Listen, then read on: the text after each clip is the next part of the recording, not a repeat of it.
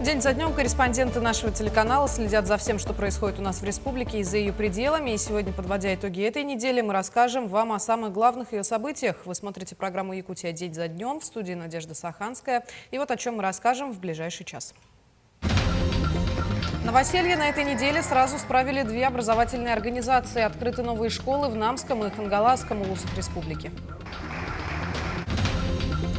Оказывать высококачественную помощь даже самым маленьким пациентам теперь смогут врачи Южной Якутии. Нерюнгринская центральная районная больница получила новое медицинское оборудование.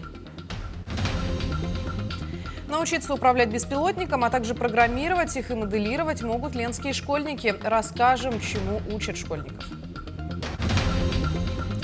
Учеба по обмену состоялась на отлично. Мирнинский региональный технический колледж и Якутский промышленный техникум продолжают свое сотрудничество. Скорее на лед. В микрорайоне Звездный открыт новый каток. Здесь есть все для занятий хоккеем, керлингом и просто активного отдыха.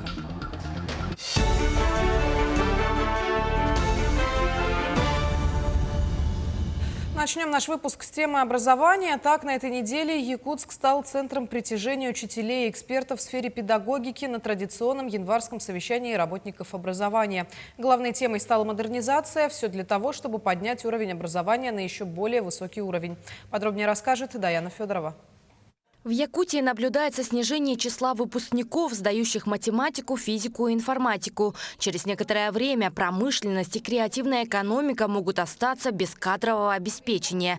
Для решения проблем необходимо устанавливать связь между вузами и системой образования. Январское совещание выступило отличной площадкой для встречи. Если мы не улучшим качество обучения в школах и с нашей стороны качество подготовки педагогов именно вот этих профилей, то, конечно, мы общий результат не получим. Мы хотим найти конкретные пути, правильные пути для того, чтобы сделать качественный скачок для улучшения именно работы, нашей совместной работы. Совместную работу необходимо налаживать и между крупными компаниями со школами в области добычи полезных ископаемых, энергетики, транспорта, финансов и креативной экономики. В республике уже открыты профильные классы в 26 школах, и эту работу необходимо активно продолжать. Мое глубокое убеждение, надо продолжать традиции самых лучших педагогов нашей страны. И образование должно быть однозначно системным и направленным во благо развития каждого ребенка. Большой диалог представителей системы образования и приоритетных отраслей экономики республики. В этом году система образования уделяет особое внимание профильному образованию. Так, например, на площадках январского совещания будут подняты актуальные вопросы, в том числе интегрирование профориентации в образовательный процесс, для того, чтобы учащиеся смогли более осознанно выбирать свою будущую профессию. Например, в Якутском педколледже стартовала работа по проекту «Профессионалитет». Одними из главных вопросов стали профориентационная работа со школьниками и повышение квалификации педагогов. Мы перед собой поставили задачу – это открытие отделений в улусах, где не хватает учителей. Будет продолжена работа и по обновлению материально-технической базы. С 2018 года в Якутии построено более 170 объектов образования. По итогам прошлого года в городах и районах введены 15 школ на 4200 мест, в том числе 5 новых школьных зданий в Якутске. При тех огромных вложениях, которые республика делает именно в инфраструктуру образования, и, конечно же, мы, жители Якутии, ждем от системы образования уже качественное улучшение обучения наших детей. Уверен, что общими усилиями мы этот вызов примем, преодолеем.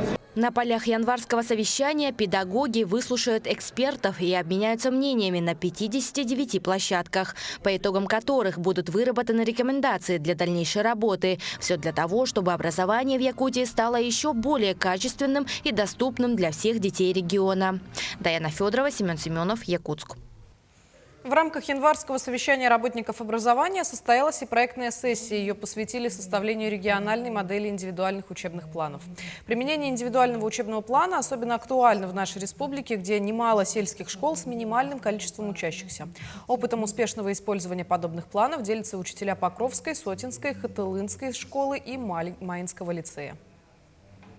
Если проанализировать те профили, которые сегодня существуют в этом учебном году в нашей республике, 35% это огромное количество, только универсальный профиль. Это маленькие школы, в которых только по одной параллели. И там невозможно этих детей разбивать на какие-то отдельные профильные классы. Кроме того, на этой неделе глава республики открыл новую современную школу в селе Мадут Намского улуса. Двухэтажное здание на 150 мест оснащено всем необходимым. От учебных классов и лабораторий до спортивного и актового залов. Ученики смогут обучаться овощеводству, вождению и швейному делу. Помимо этого, в рамках рабочей поездки в Кангаласский улус Айсен Николаев открыл дополнительное здание Махсагалохской школы на 450 мест. Я вот сегодня видел глаза детей, радостные, пытливые, умные. И я верю, что вот в этих прекрасных условиях они смогут получить новые знания, научатся мыслить, станут настоящими патриотами и своего родного Махсагалоха, Хангаласского улуса, нашей Якутии, нашей великой России. Ну а в соответствии с указом главы Якутии о развитии Мирнинского района до 2030 года в муниципальном образовании планируется строительство 3 новых школ. В синхронизации с программой развития образования в Якутии в планах строительства школы на 990 мест, школы-интерната для детей с ограниченными возможностями здоровья в Мирном, а также нового здания школы в селе Сюльдюкар. Продолжение темы в следующем сюжете.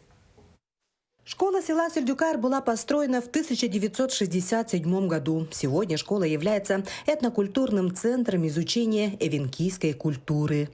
Помимо того, что мы изучаем не только эвенкийскую культуру, мы изучаем культуру народов Севера, мировых цивилизаций. Поэтому, так как мы считаем, что только зная свою родную культуру, человек может познать только масштабное мировое.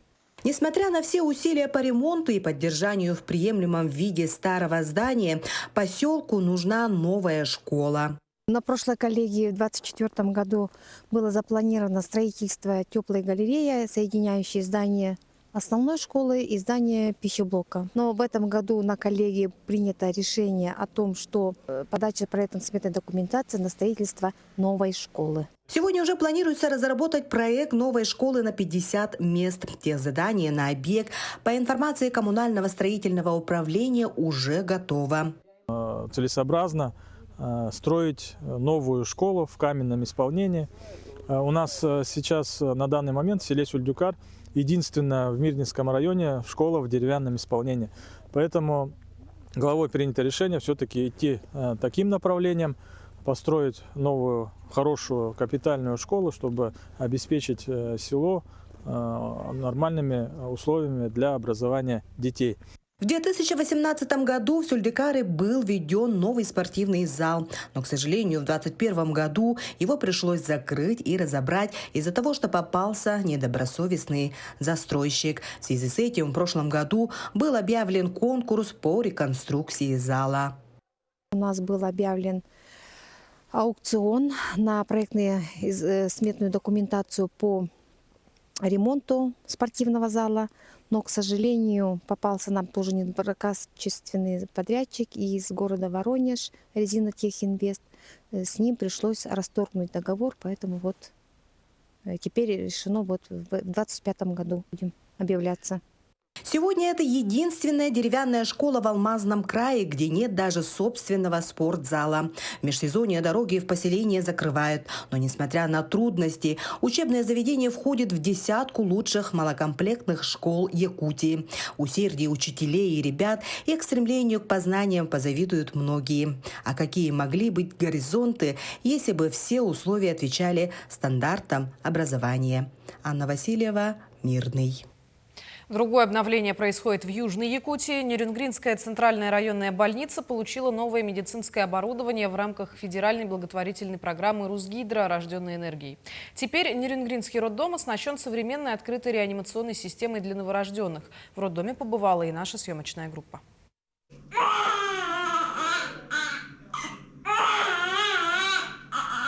Новое высокотехнологичное современное оборудование предназначено для оказания высококачественной медицинской помощи самым маленьким пациентам, новорожденным. Его появление стало очень значимым событием в укреплении материально-технической базы роддома. Оснащен инфракрасным излучением для постоянного обогрева малыша. Имеется температурный датчик накожный для отслеживания температуры, свет для манипуляций. Также есть функция фототерапии для проведения таких вот процедур, лечения желтухи новорожденных детей. Оснащен кислородным комплексом, встроенными весами. Очень удобно, не надо ребенка перекладывать. Да, ребенок, допустим, он если тяжелый, его на месте можно взвесить для расчета различной лекарственной терапии. В настоящее время продолжается планомерная работа по улучшению комфорта и качества оказываемых медицинских услуг для жительниц Ниренгринского района и их новорожденных малышей. С начала года у нас появилось 30 детей. Это 15 мальчиков, 15 девочек. Условия у нас очень комфортные. Палаты у нас совместного пребывания, они очень солнечные. В палатах тепло, солнечно, комфортно. Мама не жалуется. Питание у нас 5-разовое питание. Это 3 усиленных питания и 2 полника. Медицинский персонал прилагает максимальные усилия, чтобы приезд и пребывание в родильном доме, совершенно незнакомом для будущих мам медицинском учреждении, были максимально комфортными. Все хорошо. Условия проживания, пребывания в роддоме очень хорошие.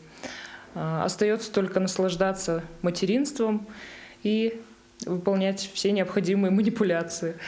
Включено 3-разовое питание, 2 полдника. Уборка производится 3 раза в день. То есть есть все условия для комфортного, хорошего пребывания в роддоме. Весь персонал вежливый, всегда подойдет, спросит, что необходимо, может, что-то тревожит. То есть все тебе всегда уделяют внимание, никаких вопросов не остается. Сейчас на фасаде здания родильного дома продолжаются ремонтные работы. Также в этом году ожидается поэтапное обновление необходимого медицинского оборудования и инвентаря. Иван Лазаренко, Захар Головин, Нирингри. Мы продолжим подводить итоги минувшей недели после небольшой паузы. Оставайтесь с нами.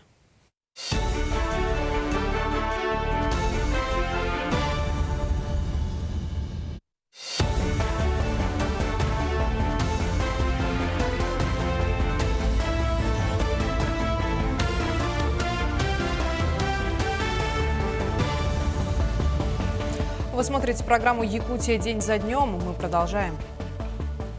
23 января состоялось заседание Координационного совета по патриотическому воспитанию граждан в Якутии. На встрече обсудили итоги мероприятия с представителями 50 общественных патриотических движений, которое состоялось 14 января. На совете рассмотрели концепцию Года защитника Родины в республике. Документ предполагает несколько направлений работы, а именно обучение и вовлечение населения в патриотическое воспитание молодежи, поддержание образа защитника Отечества, блок возвращения на родине, адресованный участникам боевых действий. Мы ставим перед собой одну из задач – это 100% охват школьников и студентов. Основным направлением патриотического духовно-нравственного воспитания – это совместно Минмолодежи с Минобразованием и с общероссийскими государственными движениями, как «Навигаторы детства», как «Движение первых», соответственно, «Юная армия». Это все в комплексе и «Воин». Кроме того, на заседании Совета представили логотип Года защитника Отечества. Главным символом стала красная звезда с георгиевской лентой, образующей букву «Z». Красная звезда символизирует героизм и военную доблесть, и георгиевская лента – уважение к ветеранам и память о боевых подвигах предков.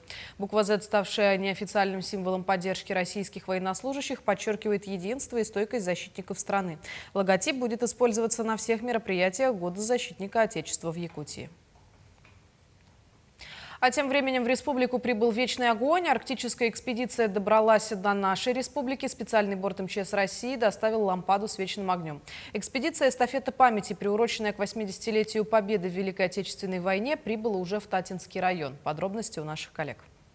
Представители спасательных служб несут частицу вечного огня из Мурманска в город Певек Чукотского автономного округа. Маршрут составляет более 14 тысяч километров по 10 арктическим регионам страны. Татинцы с волнением встретили частицу вечного огня, символ жизни и памяти, на площади Победы. Экспедиция, в которой насчитывается 42 спасателя и 7 единиц техники, на территории Якутии начала свой поход 22 января. Члены экспедиции сегодня прибыли в Татинский район. Сегодня у нас запланировано здесь проведение социально значимых мероприятий. Вообще смысл нашей экспедиции заключается и называется «Эстафета памяти». Данное наше мероприятие посвящены 80-летию победы Великой Отечественной войны. Данное мероприятие у нас спланировано по замыслу министра МЧС России. Получили одобрение главы государства, и частицу вечного огня мы передаем от Мурманска по всей территории Российской Федерации, которая в своем составе те субъекты, которые имеют арктические районы. На протяжении всего пути участники экспедиции будут принимать участие в памятных мероприятиях, навещать ветеранов и проводить уроки мужества. Учащиеся Татинского лицея внимательно слушали рассказы спасателей об их уникальной профессии. Всех заинтересовала их специальная экипировка. Ребята задавали много вопросов о работе водолаза-спасателя. Экспедиция, я считаю, это великая честь, так скажем, потому что у нас во время Великой Отечественной каждую семью, наверное, война, трагедия все это затронула, поэтому дед у меня тоже в свое время служил в контрразведке, как раз, получается, на Западной Украине принимал активное участие. Он, прадед тоже мой в разведке, и в 1942 году, если я не ошибаюсь, пропал без вести. Также брат у меня, старший мой, получается, тоже принимал активное участие в зоне боевых действий на СВО, который в 1922 году погиб, получил орден мужества. Поэтому я считаю, память нужно всегда чтить, отдавать уважение нашим защитникам. Конечной точкой в Якутии будет населенный пункт Сасыр Момского района, где будет установлен монумент в честь памяти летчиков-авиаторов, которые совершали полеты по маршруту Алсиб, Аляска, Сибирь. Жанна Бурмистрова, Степан Атастыров, Татинский улус. Специалисты психологического центра отработали 400 новых и повторных обращений по республике. Проведено более 500 индивидуальных и групповых видов психологических работ. Участники спецоперации могут проконсультироваться со специалистами психологического центра. Все обращения анонимные и конфиденциальные. Филиалы работают в центральных, заречных, северных районах и Южной Якутии. Также можно обратиться по круглосуточному телефону доверия 8 800 135 50. Сходившие к психологу бойцы, ветераны часто говорят, что поначалу ожидали другого, но результаты консультаций превзошли ожидания. Также проводится ряд мероприятий для матерей, супруг, детей, других близких людей, военнослужащих. Это группы поддержки, индивидуальные консультации, спецмероприятия. Психологи работают столько, сколько нужно для нормализации состояния каждого отдельно взятого человека. Помощь и поддержку можно получить, записавшись по номеру 31 91 09 в рабочие часы.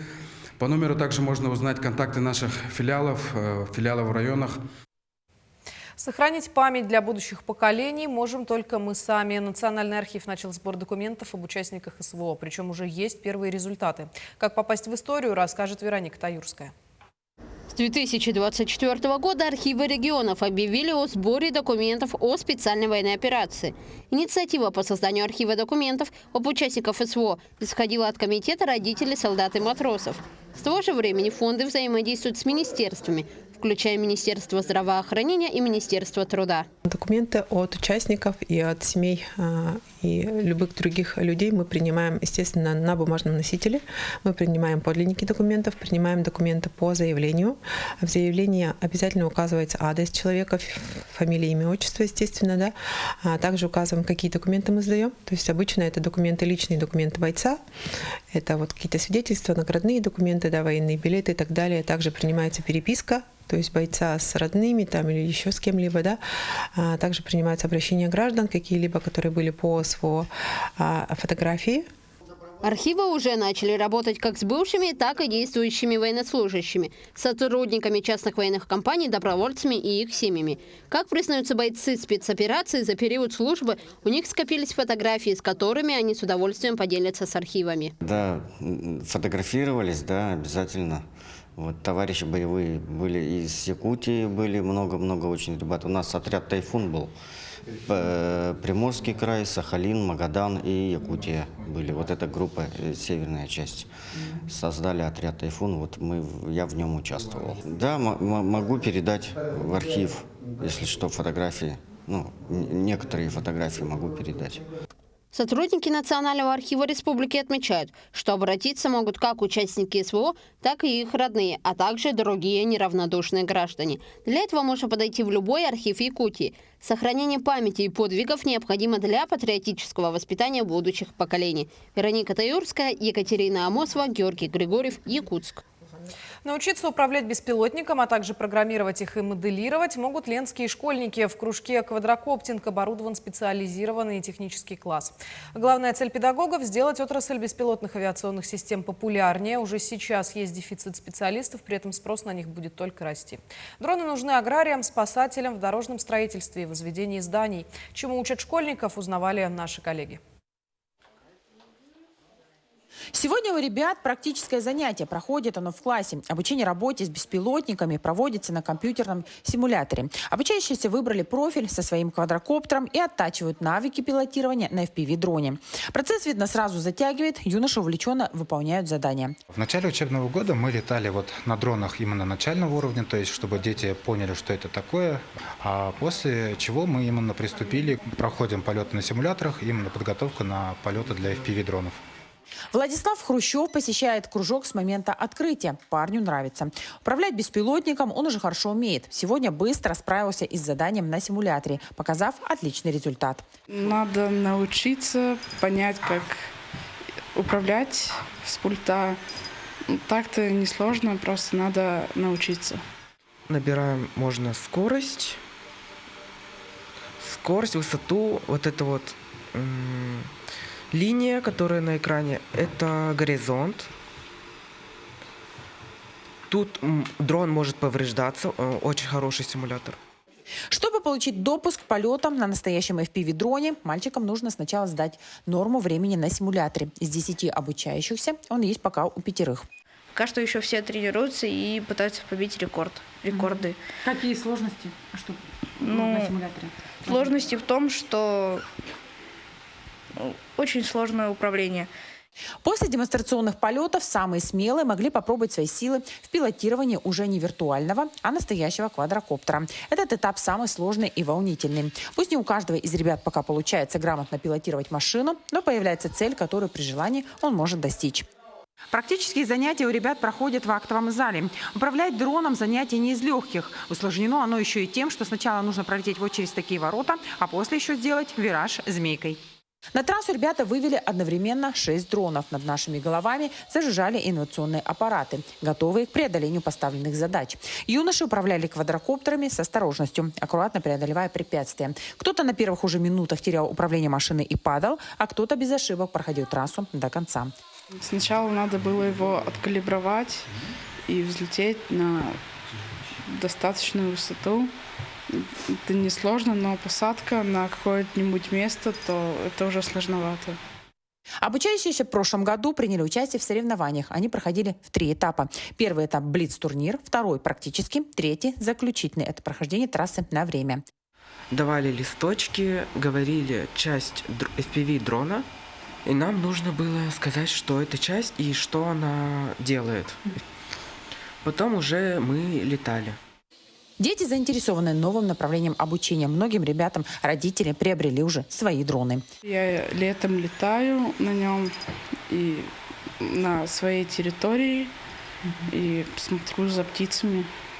Напомним, кружок «Квадрокоптинг» открылся на базе СРГ в сентябре 2023 года. В этом же году педагог совместно с замдиректора приняли участие в грантовом конкурсе патриотической направленности с проектом «Квадромир». Выиграли его. На средства гранта закупили 2 дополнительных дрона для начального уровня. Теперь в СРГ насчитывается уже 14 квадрокоптеров. Выходим также на грантовые конкурсы. Закупили часть необходимого оборудования, чтобы расширить спектр услуг по дополнительному образованию именно в области квадрокоптинга. Планируем развивать, и чтобы наши обучающиеся вместе с руководителем принимали участие от Ленского района на республиканских, ну и надеемся, стремимся к этому, чтобы на всероссийских уровнях по пилотированию. В этом году на средства спонсорской помощи будет закуплено дополнительное FPV-оборудование, VR-очки, аппаратура управления для дронов и сами FPV-дроны. Также в планах приобрести комплекты для сборки. Тогда у ребят появится возможность научиться еще и пайке, настройке и проектированию беспилотных летательных аппаратов. Светлана Болеева, Виталий Андреев, Ленск. Мы продолжим подводить итоги минувшей недели после небольшой паузы. Оставайтесь с нами.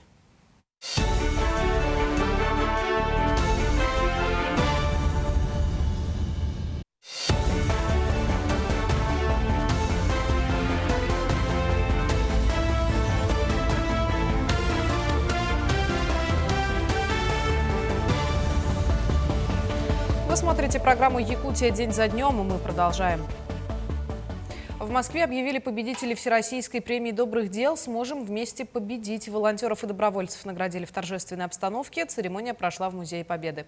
Одним из победителей стал якутянин Тимофей Васев. Подробности в сюжете далее. Республика Якутия. Тимофей Васев занимается развитием лидерских управленческих навыков молодежи России. Тимофей Васев – активист, волонтер, координатор молодежного крыла Народного фронта Республики. Теперь лауреат Всероссийской премии. Победитель в номинации «Патриотическое воспитание». Не за награды работаем, конечно же, но когда отмечают, это очень приятно, что мы не в стороне. Патриотическое воспитание молодежи, мы воспитываем в этом будущее наше. Это то, с чем мы работаем каждый день. Это и от разговора о важном, да? А еще сбор посылок и писем для участников СВО, патриотические уроки, адресная помощь. И это далеко не полный список добрых дел, которыми Тимофей занимается вместе с активистами Народного фронта в Якутии. Прямо сейчас он вернулся с Донбасса, доставлял гумпомощь. У нас успевает время только вот поспать и поесть. Мы работаем и занимаемся именно тем, что от нас требует Родина. Да, действительно, мы помогаем бойцам и грузим гуманитарку, отправляем. Сегодня вместе с Тимофеем на сцену вышли почти 100 человек. Это волонтеры со всех регионов страны. Награды лауреатам вручали в 5 номинациях, в том числе и за помощь участникам спецоперации. Поскольку 5 номинаций, они разделены по регионам, то есть в общей сложности в каждой номинации где-то по 20 награжденных. Вот. Поэтому здесь важно даже не сколько именно количество, да, сколько именно представленность. Поэтому наша задача дать им вдохнуть уверенность в себе и дать им понять, что они не одни, что таких, как они, много. И это самое главное. Волонтеры первыми протянут руку помощи, поддержат, накормят, обогреют. Бескорыстные и добрые. Чужой беды для них просто не существует. А главное, благодаря поддержке таких неравнодушных людей бойцы на передовой знают, что с ними вся страна. За все это время было сплетено 32 тысячи квадратных метров сетей. Мы делаем сухой душ, балаклавы, толстовки. Производство сухих борщей, супов, каш, быстрого приготовления. Воину на передовой ничто человеческое не чуждо, поэтому любая посылка, любая весточка с родины, она всегда приятна. А вот эти вещи, которые из дома, с родного края особенно приходят, они добавляют энергетику, дают тебе силы, и ты просто идешь вперед и делаешь свое дело. Айсена Бурнашова, Виктор Олесов, Москва. В Якутске на улице Чкалова произошел прорыв канализации в многоквартирном доме. Наша съемочная группа выехала на место, чтобы разобраться в ситуации и узнать подробности происшествия. Везде вода. Ну, не вода, а канализационная жидкость вышла. Получается, туалет вот где-то до сюда было. Вот дверь сразу видно. Все набухло. Проблема началась неделю назад. По всей квартире разлилась зловонная речка. Жители квартиры не медлили. Сразу обратились в управляющую организацию. Специалисты выехали на место и составили акт, говорят жильцы. В акте было указано то, что виноваты третьи лица. Типа кто-то из верхнего этажа бросил тряпку, из-за этого произошел засор и вышло через нас. Словно по щелчку пальцев квартира стала непригодна к жизни. Из-за невозможности пользоваться коммуникацией и выделения неприятного запаха семье Никифоровых пришлось покинуть квартиру и временно остановиться у родственников. Но и это еще не все. Вторая протечка произошла буквально через пару дней. Об этом сообщили неравнодушные соседи. Верхний сосед позвонил и сказал, что опять повторно произошло потоп. Типа, посмотри, приезжай в свою квартиру. Увидел, там уже хуже было еще. Уже вода до сюда полностью. Позвали инженера в воскресенье, и до сих пор ответа нет. Ну, никто не переходил из управляющей компании. Ну, заявление в прокуратуру подал. Тоже жду прокуратуры и оценщика пока. Оценка ущерба нужна, и ее провели. Результаты будут известны в течение недели. Специалисты предоставят отчет, в котором содержится информация об итоговой стоимости восстановления испорченного имущества. Я являюсь собственником жилья. Юриста то сутнеге кайын болдут. Ущерб кайын. Возместить алырым бу мебели марда у оборот. Марда уже тох, нябы, тох болда. Ленулем битте. Наша съемочная группа обратилась в управляющую компанию с просьбой прокомментировать данную ситуацию. Инцидент этот случился по вине третьих лиц. Граждан, которые не умеют пользоваться канализацией, происходят такие ситуации. Как бы вины управляющей компании, я считаю, нет 100%, потому что в каждом подъезде мы размещаем на стендах информацию для жителей, как пользоваться канализацией. Мы кратко дали ответ на вот такую ситуацию. Тем, кто оказался в подобной ситуации, необходимо обратиться в УК для того, чтобы устранить протечку. А затем специалистами будет составлен подробный акт о затоплении. Когда человек звонит в управляющую компанию, он должен зафиксировать номер заявки и фамилию диспетчера, чтобы потом уже он мог подтвердить, что действительно вызывал в эту компанию управляющую. И, в принципе, лучше все переписки, все диалоги вести с управляющей компанией, либо с другим виновным лицом. Не всегда управляющая компания виновата. Лучше вести письменно. Работа предстоит трудная. То, что вы видите на этом кадре, возможно, и стало причиной затопления. К сожалению, подобные засоры стали частой историей. Специалисты призывают никогда не выбрасывать то, что не сможет раствориться в воде. Даяна Федорова, Георгий Григорьев, Якутск.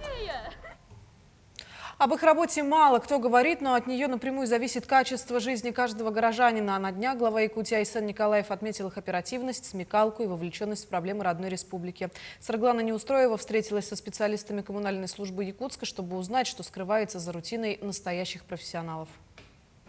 Работу коммунальных служб Якутска не принято громко нахваливать. То, что зимой количество аварий возрастает, признают и сами специалисты. Для них этот бой не заканчивается никогда. Новый день, новый потоп. Порой в канализацию попадает то, чего там совсем не должно быть. И это, между прочим, называют наиболее распространенной причиной засоров и подтопления сточными водами улиц нашего Якутска. Наиболее необычные предметы, которые коммунальщики когда-либо доставали из канализационных труб, стали столовые приборы, драгоценности и даже трупы мертвых животных.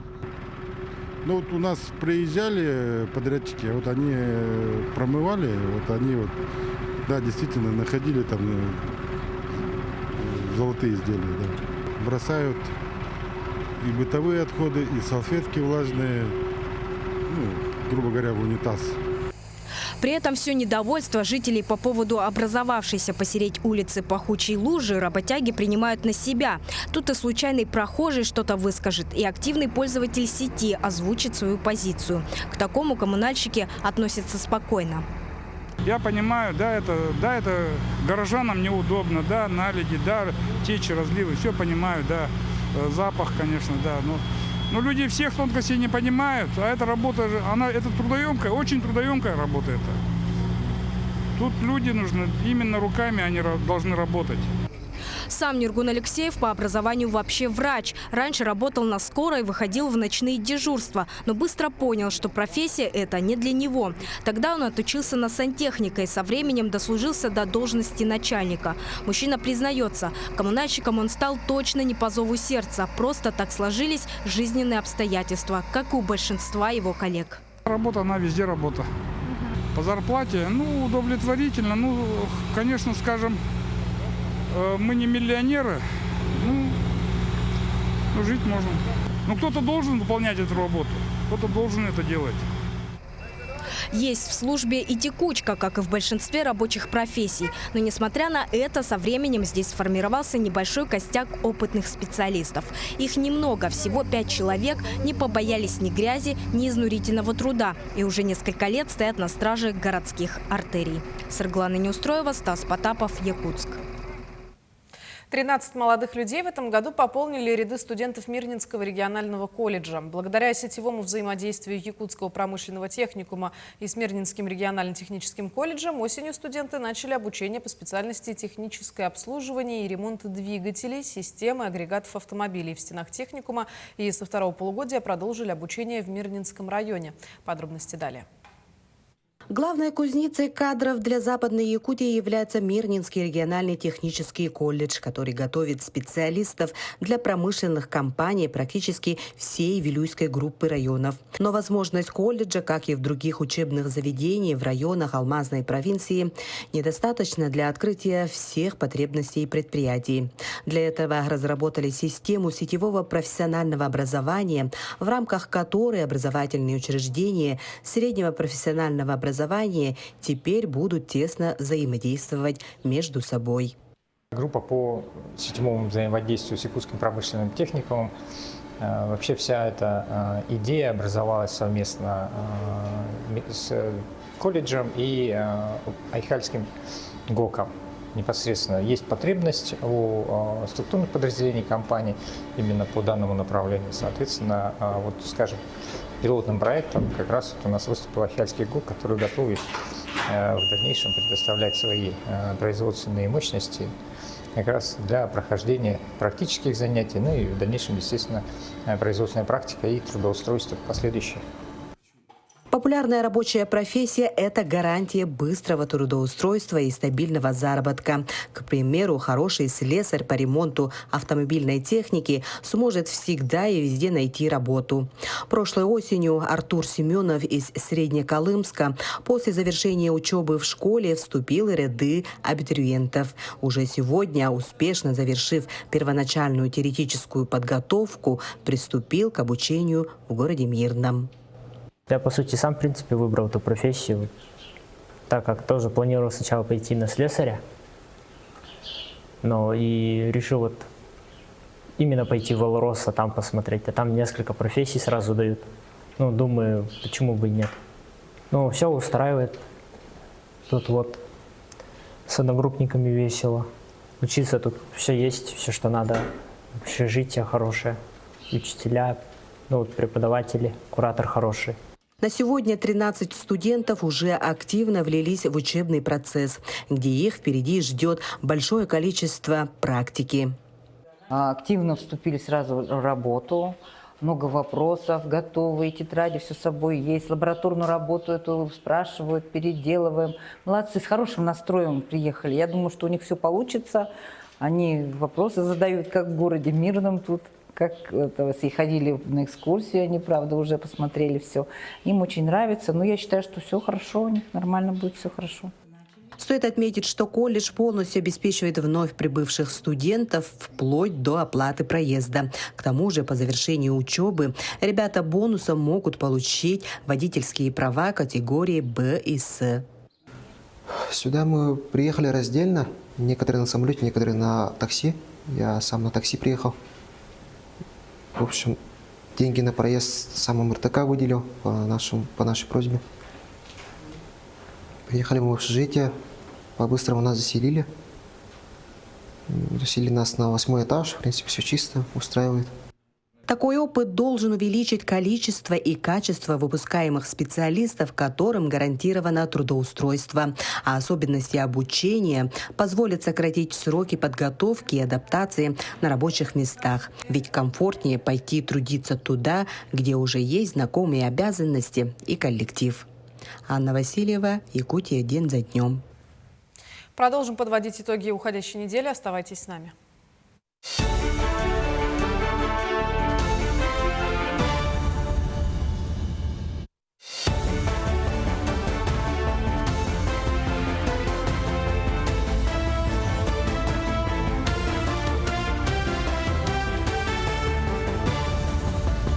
Вы смотрите программу «Якутия. День за днем». Мы продолжаем выпуск.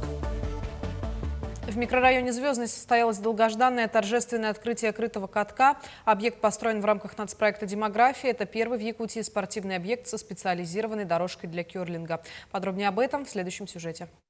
Первым символическим вбрасыванием глава Якутии Айсен Николаев дал старт работе спортивного объекта. Крытый каток стал настоящим подарком для якутян. Юные хоккеисты одними из первых опробовали лед. Каток лучше, больше, красивее, интереснее. Пробовал лед очень красивый, нормальный. Ездить на нем можно, удобно. Мне все нравится. Крытый каток даст новый толчок развитию зимних видов спорта, которые пользуются большой популярностью среди якутян. Я надеюсь, что благодаря открытию еще одного дворца хоккей будет более популярен, больше детей будет, от этого конкуренция больше, и внутри города команда сама станет сильнее. Фигуристы также не остались в стороне. Они продемонстрировали ряд сложных элементов из разных программ. Нам всем очень понравился лед, он достаточно мягкий. На мягком льду для нас, по крайней мере, намного легче кататься. Лед в Сулусе, он более мягкий, в Илей-Батуре он достаточно твердый. И соревнования были, там проходили, нам намного сложнее, не намного сложнее, но тяжелее кататься. Каток предназначен не только для хоккейных матчей, спортивных тренировок, но и для массового катания. Здесь предусмотрены уютные места для отдыха, большое парковочное место, а также пункт проката коньков. Помимо хоккейного корта, внутри здания расположились помещения для керлинга и тренажерный зал. Трибуны объекта рассчитаны на 210 мест. Всего же площадь многофункционального комплекса составляет более 5000 квадратных метров.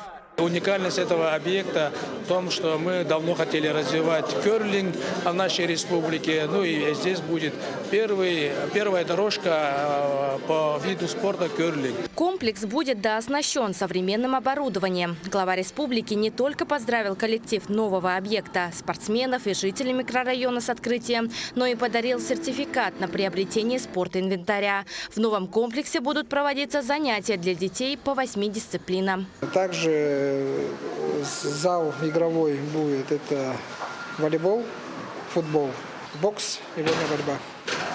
Пока 8. Дальше больше будет. Предусмотрен и рекреационно-восстановительный блок для отдыха занимающихся. Туда включены массажный кабинет, оздоровительная фитобочка и кабинет физиолечения, чтобы каждый смог насладиться не только катанием на коньках, но и провести отличное время всей семьей. Позвонил президент нашей страны Владимир Владимирович Путин, поздравил всех детей, взрослых, жителей Якутска с таким замечательным событием и пожелал, чтобы отсюда вырастали наши дети сильные духом, сильные телом. Подобных объектов в республике становится с каждым годом все больше. За последние годы уже построено более 50 крупных спортивных объектов, начиная от бассейнов, заканчивая залами для адаптивных видов спорта. Даяна Федорова, Джулстан Накентьев, Якутск. Региональный отборочный этап всероссийского проекта «Мини-футбол в школу» стартовал в Якутске. Участие в нем принимают команды из 12 районов республики. Это 448 юных спортсменов. Все они прошли муниципальные отборы, а региональный откроет и для лучших путевку на участие уже во всероссийском и завершающем этапе программы. Отметим, что в прошлогоднем сезоне участие в проекте приняли более 2 миллионов школьников от 10 до 17 лет со всех уголков страны. Якутия среди них, отмечают эксперты, хоть и показывает высокие результаты подготовки ребят, но они недостаточно для успешного выступления в финале. Если смотреть прошлогодние сезоны этих всероссийских соревнований по мини-футболу среди общеобразовательных организаций, я думаю, на наш взгляд, вырос уровень соревнований. В прошлом сезоне мы с республики отправляли 4 команды, которые выиграли региональный этап всероссийских соревнований. Они выступили, ну, если брать российский уровень, то на среднем уровне. Сильнейшие мужчины Якутии сразятся в новом спортивном шоу. НВК «Саха» совместно с Министерством физической культуры и спорта Якутии и Федерацией многоборья ГТО Республики запускает новый телевизионный проект «КЭХ Игры ГТО». Подробнее о спортивных соревнованиях смотрите в следующем материале. Сила, ловкость, выносливость. И не только пригодится участникам нового телевизионного проекта, который запускает телеканал НВК «Саха». Сильнейшие мужчины старше 18 лет сойдутся за звание победителя первого сезона КЭХ Игры ГТО. На первом этапе примут участие 36 атлетов, 12 из которых выйдут в следующий тур. В финальном третьем этапе встретится 6 сильнейших спортсменов. В проекте участвуют как спортсмены, блогеры, так и представители различных профессий. Проект КЭХ мы придумывали уже в прошлом году, и в этом году удалось воплотить это в жизнь. Вместе с НВК и с Минспорта и Федерацией многоборья ГТО организуют телешоу «КЭХ. Выявление самого физически подготовленного человека республики». Это новый вид спорта, многоборье ГТО, нацелен на то, чтобы развивать на сдачу нормативов ГТО и чтобы люди занимались спортом, чтобы спорт был нормой жизни. На первом этапе атлетам предстоит выполнить за 3 минуты комплекс, включающий отжимания, качание пресса, приседания, подтягивания, а также упражнения со снарядами. На втором этапе участники будут состязаться в челночном беге, берпи на перекладине, трастере, прыжках на скакалке и приседании с гирей. Задания третьего этапа держатся в секрете. Как вышла регистрация, нам сообщили. Мы зарегистрировались, заполнили все документы, прошли, ну, как не кастинг, а нас сняли видеовизитки, какие-то видеоперебивки, и все, ожидаем отборочный этап. Тренируемся все так же по плану, не отклоняясь от плана впереди. В этом году много официальных стартов и ГТО, и кроссфит сообщества в России. Планируем покататься по России. Ведущими нового спортивного телепроекта станут Олег Колесов и Игнат Чумчуев. Увидеть битву сильнейших можно будет в феврале по выходным на телеканале НВК «Саха». КЭХ Игры ГТО уже были продлены на второй сезон. Вероника Таюрская, Георгий Григорьев, Якутск. Еще один проект, который в ближайшее время вернется на телеканал, и вокальный конкурс «Вот это да». В этом сезоне его участниками стали дети, а отборочные туры проходят в нескольких городах республики. С участниками конкурса в городе Нерюнгри встретился наш корреспондент Иван Лазаренко. Участниками телевизионного конкурса «Вот это да, дети» стали и юные воспитанники музыкальных коллективов города Нерюнгри. Всех их объединяет одно – желание поделиться своим талантом. То, что нам показывают наши дети в городе Нерюнгри, это просто какой-то, знаете, шквал эмоций, потому что на самом деле ребятишки очень талантливые. Они так здорово поют, все девчонки, правда, к сожалению, нет у нас мальчиков в этот раз. Но я надеюсь, что в следующем году в нашем конкурсе от Нерюнгри примут участие и парни. Несмотря на свой юный возраст, многие участники имеют солидный опыт выступления на сцене. Многие из них становились лауреатами и призерами вокальных конкурсов различного уровня. Мне очень понравилось выступать. Мне понравилось участвовать в этом конкурсе. Я надеюсь, что... я не надеюсь, что я выиграю. Я надеюсь, что другие ребята получат такие же хорошие эмоции, как и я. И всем желаю удачи. Пока я пела, я почувствовала радость. Мне очень понравилось, как я спела. Почувствовала, прям отдохнула на этой песне, покайфовала. Очень хорошие жюри, которые сказали мне, что делать дальше. Я никогда не буду останавливаться и всегда буду идти вперед. Я хочу, чтобы за меня проголосовали все мои родные, все мои друзья. Члены жюри дали самую высокую оценку участникам конкурса. Также юные таланты получили ценные советы по исполнительскому и сценическому мастерству. Действительно, дети очень талантливые, действительно, дети очень поющие. Я получил массу удовольствия. Вот. И, конечно же, есть яркие номера, хорошие яркие номера. Видно, что руководители с удовольствием занимаются, дети с удовольствием поют. И хотелось бы пожелать, чтобы дети из Нерюнгри, скажем так, всегда пели, всегда радовали нас, своих, скажем так, зрителей. И пожелаю им, скажем так, здоровья и, самое главное, чтобы они любили и пели и творили. По результатам отборочных туров жюри определит финалистов конкурса, которые встретятся в финале в городе Якутске. Также зрители телеканала «Якутия-24» смогут поддержать понравившихся участников с помощью СМС-голосования и дать им шанс также выйти в финал. Иван Лазаренко, Вадим Барашков, Нерюнгри. Такое увидели минувшую неделю наши корреспонденты. Это была итоговая программа «Якутия. День за днем». Мы продолжим следить за развитием событий в республике и за ее пределами. Ну а я с вами прощаюсь. Всего доброго и до встречи в эфире.